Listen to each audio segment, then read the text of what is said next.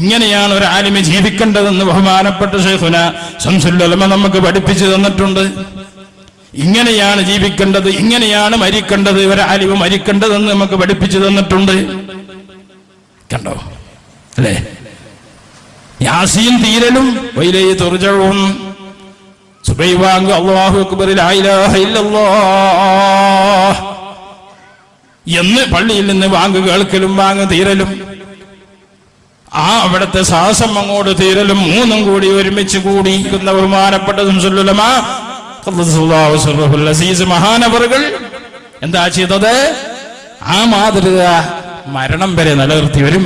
ഒരു ആര് ചെന്ന് കണ്ടാലും ഒരു കയ്യിൽ മാലുണ്ടാവും, മുമ്പിൽ കിതാബുണ്ടാകും, പെറ്റില മുറുക്കുന്നുണ്ടാവും, ഇപ്പുറത്ത് കോളാമ്പി ഉണ്ടാവും. ഈ മാതൃക ഇത് മുല്ലക്കുപോയ തങ്ങളിൽ നിന്നുണ്ടാക്കിയ മാതൃകയാണ്. അസ്സലാമു അലൈക്കും. പ്രിയമുള്ളവരെ, സമസ്തയുടെ മുൻകാല പണ്ഡിതനും നേതാവുമായിരുന്ന ഇ.കെ. അബൂബക്കർ മുസ്ലിയാർ മരണപ്പെട്ട വിഷയമാണ് ഒരു മുസ്ലിയാർ വിശദീകരിച്ചു കൊണ്ടിരിക്കുന്നത്. ഈ ഒരു വീഡിയോ ഇന്നലെയാണ് എൻ്റെ കയ്യിൽ ലഭിക്കുന്നത്. ഒരാൾ അയച്ചു തന്നതാണ്. ഈ ഒരു വിഷയം സംബന്ധിച്ചുകൊണ്ട് കുറേ കാലം മുമ്പ് തന്നെ ഇതേ ഒരു വിഷയം മുൻപ് കേട്ടിരുന്നു, അത് വിശ്വസിക്കുകയും ചെയ്തിരുന്നു. ഇന്നും അത് പറഞ്ഞുകൊണ്ടിരിക്കുന്നു, പ്രചരിപ്പിച്ചു കൊണ്ടിരിക്കുന്നു എന്നുള്ളതാണ് ഒരു കാര്യം. അപ്പോൾ അന്ന് പറഞ്ഞപ്പോൾ മനസ്സിലാവാത്തൊരു കാര്യം, ഈ വീഡിയോ ഇത് അദ്ദേഹത്തിൻ്റെ ഫോട്ടോ മാത്രം വെച്ചുകൊണ്ട് ഏതൊരു മുസ്ലിയാർ പ്രസംഗിച്ച വോയിസ് മാത്രമാണ് അതിൽ ചേർത്തിട്ടുള്ളത്. അതിൽ പറയുന്നത് പള്ളിയിൽ നിന്ന് സുബ്ഹി ബാങ്കിൻ്റെ ആ ലഫ്ലുകൾ അവസാനിക്കുകയും അതുപോലെ തന്നെ യാസീൻ ഓതുന്നതിൻ്റെ അവസാനത്തെ വാചകം പറയുകയും ഇദ്ദേഹം അവസാന ശ്വാസം വലിക്കുകയും ചെയ്തത് ഒരേ സമയമാണ് എന്നുള്ളതാണ് ഇതിൽ പറയുന്നത്. അത് എല്ലാം കൂടെ അങ്ങോട്ട് അന്ന് വിശ്വസിച്ച പോലെ ഇപ്പോൾ വിശ്വസിക്കാൻ കഴിയുന്നില്ല. സാധാരണഗതിയിൽ ഒരാൾ ഖുർആൻ പാരായണം ചെയ്തുകൊണ്ടിരിക്കുകയാണെങ്കിൽ ബാങ്കിൻ്റെ ശബ്ദം ഉയർന്നു കഴിഞ്ഞാൽ ഖുർആൻ പാരായണം നാം അവിടെ അവസാനിപ്പിക്കാറുണ്ട്.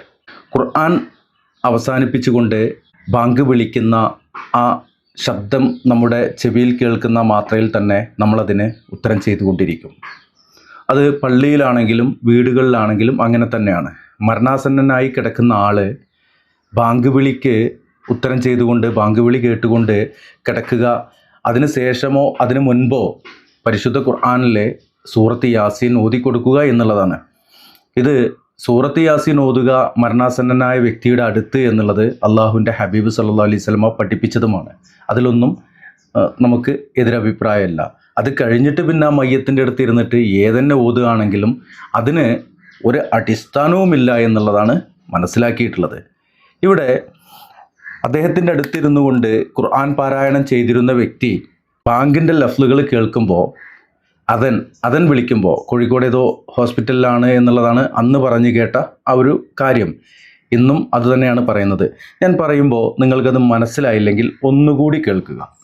യാസീൻ തീരലും വൈലൈഹി തുർജഊൻ, സുബഹി ബാങ്ക്, അല്ലാഹു അക്ബർ, ലാ ഇലാഹ ഇല്ലല്ലാഹ് എന്ന് പള്ളിയിൽ നിന്ന് ബാങ്ക് കേൾക്കലും ബാങ്ക് തീരലും അവിടുത്തെ ശ്വാസം അങ്ങോട്ട് തീരലും മൂന്നും കൂടി ഒരുമിച്ച് കൂടിയിരിക്കുന്ന ബഹുമാനപ്പെട്ട ശംസുൽ ഉലമ ആ ഭാഗത്ത് പറയുന്നത് ഖുർആൻ പാരായണം യാസീൻ ഓതിക്കൊണ്ടിരിക്കുമ്പോൾ വൈലൈഹി തുർജഊൻ എന്ന് പറയുന്ന ആ മാത്രയിൽ ബാങ്കിൻ്റെ അവസാന ലഫ്ലായ ലാ ഇലാഹ ഇല്ലല്ലാഹ് എന്നുള്ളത് പറയുകയും ചെയ്യുമ്പോൾ ഇദ്ദേഹത്തിൻ്റെ ശ്വാസം നിലച്ചു പോയി എന്നാണ് പറയുന്നത്. എന്നിട്ട് പിന്നീട് പറയുന്ന ഒന്ന് രണ്ട് കാര്യങ്ങൾ, മുറുക്കുക എന്നുള്ളത്, കോളാമ്പി അടുത്തുണ്ട് എന്നുള്ളത്, അത് അതിനു മുൻപുള്ള ഒരാളിൽ നിന്ന് ലഭിച്ചതാണ് എന്നൊക്കെയാണ്. ഒരു ഇസ്ലാമിക പണ്ഡിതൻ എന്ന് പറയുമ്പോൾ അള്ളാഹുവിൻ്റെ റസൂലിൻ്റെ സ്വഹാബത്ത്, മുൻകഴിഞ്ഞു പോയ പൂർവസൂരികളായ പണ്ഡിത കേസരികൾ, ഇവരുടെയൊക്കെ മരണത്തിൻ്റെ ആ ഒരു കാര്യമാണെങ്കിൽ അല്ലെങ്കിൽ അവരുടെ ഒരു ചര്യയാണെങ്കിൽ നമുക്കിത് പ്രചരിപ്പിക്കുന്നതിൽ ഒരു കാര്യമുണ്ട്, അർത്ഥമുണ്ട് എന്ന് മനസ്സിലാക്കാമായിരുന്നു. ഇവിടെ ഇത് പറയുന്നത് എന്താണ്? മുറുക്കിക്കൊണ്ട് അടുത്ത കിതാബിൻ്റെ കെട്ടും വെച്ചിട്ട് പിന്നെ കോളാമ്പിയും വെച്ചിട്ട്, കോളാമ്പിയുടെ കഥയൊന്നും പറയാതിരിക്കുന്നതാണ് നല്ലത്. CM മടവൂര് എന്ന് പറയുന്ന ചിറ്റടിമേത്തൽ അബൂബക്കർ, അദ്ദേഹം മറ്റൊരു ഇവരുടെ ഷെയ്ഖാണ് എന്ന് പറയുന്ന പുലിമൊയ്തീൻ്റെ കോളാമ്പി എടുത്ത് കുടിച്ചിരുന്ന കഥയൊക്കെ ആ UK മജീദ് മുസ്ലിയാർ പറയുന്നത് കേട്ടിട്ട് അറപ്പായി പോയിട്ടുണ്ടായിരുന്നു. ഇതൊക്കെയാണ് ഇവർക്ക് പണ്ഡിതന്മാരാണ് എന്ന് പറയുവാൻ വേണ്ടിയിട്ട്. ഇതിനിടയ്ക്ക് പല ആളുകളും ചോദിക്കാറുണ്ട്, കലിമ ചൊല്ലി മരിച്ച ഏത് നിങ്ങളുടെ നേതാവാണുള്ളത്, അതുപോലെ തന്നെ വലിയായ നിങ്ങളുടെ ഏത് നേതാവാണ് ഉള്ളത് എന്നൊക്കെ പറഞ്ഞുകൊണ്ട്.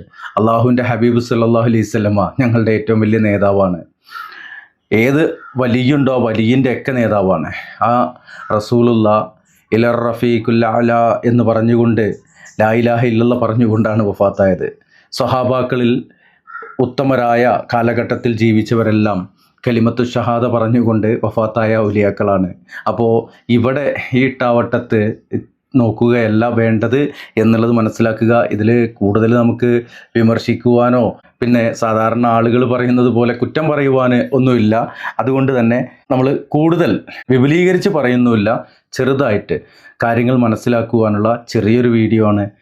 എൻ്റെ സഹോദരന്മാരെ, ഒരാളെയെങ്കിലും ദീനുൽ ഇസ്ലാമിൻ്റെ ആശയം പറഞ്ഞു കൊടുത്തുകൊണ്ട്, എന്താണ് പരിശുദ്ധ ദീന് എന്ന് പറഞ്ഞു പഠിപ്പിച്ചുകൊണ്ട്, എന്താണ് അള്ളാഹു പരിശുദ്ധ ഖുർആനിലൂടെ പറയുന്നത് എന്ന് പഠിപ്പിച്ചുകൊണ്ട്, എന്താണ് അള്ളാഹുവിൻ്റെ ഹബീബ് സല്ലല്ലാഹു അലൈഹി വസല്ലമ പഠിപ്പിച്ചു തന്നത് എന്നും ആ പ്രവാചകരിൽ നിന്ന് എന്താണ് സ്വഹാബത്ത് ഉൾക്കൊണ്ടത് എന്നും അവരുടെ ജീവിതത്തിൽ മാതൃകയാക്കിയത് എന്നും ഒക്കെ പറഞ്ഞുകൊണ്ട് അള്ളാഹുവിൻ്റെ ദീനിലേക്ക് ആളുകളെ കൈപിടിച്ചുയർത്തുന്നതിന് പകരമായിക്കൊണ്ട് ഇതുപോലെയുള്ള കാര്യങ്ങൾ പറഞ്ഞുകൊണ്ട് ഇവരിൽ നിന്ന് മൺമറഞ്ഞു പോയ ആളുകളൊക്കെ വലിയ സംഭവങ്ങളാണ്, സംഗതികളാണ് എന്നൊക്കെ അലങ്കരിച്ചുകൊണ്ട് പറയുന്ന കാര്യം അതൊക്കെ ഒന്ന് അവസാനിപ്പിച്ചുകൊണ്ട് ഈ നാടിൻ്റെ പോക്ക് വളരെ അപകടം പിടിച്ച ഒരു വഴിയിലൂടെയാണ് പോയിക്കൊണ്ടിരിക്കുന്നത്.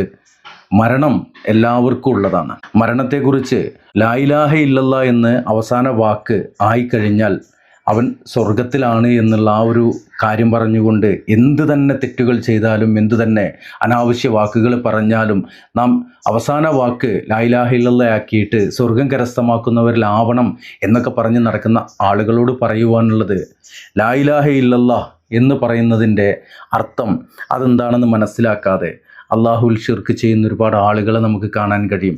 ലാ ഇലാഹ ഇല്ലല്ലാഹ് എന്നുള്ളത് അതെന്താണെന്ന് മനസ്സിലാക്കി അതിൻ്റെ അർത്ഥവ്യാപ്തി എത്രത്തോളം ഉണ്ട് എന്ന് മനസ്സിലാക്കി ഐലാ മഅബൂദ ബിഹഖ്ൻ ഇല്ലല്ലാഹ് എന്നുള്ള ആ ഒരു കാര്യമൊക്കെ തിരിച്ചറിഞ്ഞുകൊണ്ട് അള്ളാഹുവിനെ മാത്രം ആരാധിച്ചുകൊണ്ട് അവനിൽ മാത്രം പരമർപ്പിച്ചുകൊണ്ട് അവനിൽ മാത്രം വിശ്വാസം അർപ്പിച്ചുകൊണ്ട് അവനെ മാത്രം വിളിച്ചു പ്രാർത്ഥിച്ചുകൊണ്ട് അള്ളാഹുവിൻ്റെ വിളിക്കുത്തരമായിക്കൊണ്ട് നാം നടന്നു ചെല്ലേണ്ടത് അള്ളാഹുവിൻ്റെ പരമോന്നത കോടതിയായ മഹ്ശറ വൻസഭയിലേക്കാണ് എന്നുള്ളത് മറക്കാതിരിക്കുക. ഷെയ്ഖ് അബ്ദുൽ ഖാദിർ ജീലാനി റഹിമഹുല്ല പറഞ്ഞത്, നീ 1,00,000 തവണ ഉരുവിട്ടിട്ടും കാര്യമില്ല, അത് അർത്ഥസഹിതം അല്ലേ ഉള്ളിൽ തട്ടിക്കൊണ്ട് നിൻ്റെ ഹൃദയത്തിൽ നിന്ന് ഒരു തവണയെങ്കിലും നീ പറഞ്ഞാൽ മതി എന്നുള്ളതാണ്. ഇപ്പോൾ ആ പറയപ്പെട്ട മഹാൻ്റെ പേരിൽ അല്ലെങ്കിൽ ആ പണ്ഡിത ശ്രേഷ്ഠൻ്റെ പേരിൽ 1000 വിളിക്കണോ 1 വിളിക്കണോ അതോ വിളിക്കന്നെ വേണ്ട, മൂപ്പര് സഹായം ചെയ്യും എന്നൊക്കെയാണ് പറഞ്ഞുകൊണ്ടിരിക്കുന്നത്. ഇൻഷാ അല്ലാഹ് അത് മറ്റൊരു വീഡിയോ ആയിട്ട് വരാനിരിക്കുന്നേ ഉള്ളൂ. ഇത് ചെറിയ വീഡിയോകളാക്കാൻ വേണ്ടിയിട്ട് 2-3 വീഡിയോ ഒന്നും ഉൾപ്പെടുത്തുന്നില്ല. അതുപോലെ തന്നെ നിങ്ങൾക്ക് ഈ പറയുന്നതിൽ നിന്ന് എന്തെങ്കിലും ഉൾക്കൊള്ളാൻ കഴിയുന്നുണ്ട് എന്ന ഉത്തമ ബോധ്യമുണ്ടെങ്കിൽ നിങ്ങൾ തുടർന്നും കാണുക, സപ്പോർട്ട് ചെയ്യുക. നിങ്ങൾക്കൊന്നും മനസ്സിലാക്കാൻ കഴിയുന്നില്ലെങ്കിൽ എന്നെ കുറ്റം പറയാനായിട്ട് വരേണ്ടതില്ല. ഈ വീഡിയോയുടെ 10 സെക്കൻഡ് പോലും കാണാതെ കമൻറ്റ് ചെയ്യുന്ന ആളുകളെയാണ് കാണാൻ കഴിഞ്ഞിട്ടുള്ളത് എന്നുള്ള ആ ഒരു കാര്യം ഓർപ്പിച്ചുകൊണ്ട് ഈ വീഡിയോ ഇവിടെ വൈൻഡപ്പ് ചെയ്യുന്നു. അള്ളാഹു സത്യമായിട്ട് മനസ്സിലാക്കുവാനും അതനുസരിച്ച് ജീവിക്കുവാനും നമ്മെ അനുഗ്രഹിക്കട്ടെ. അസ്സലാമു അലൈക്കും വറഹ്മത്തുള്ളാഹി.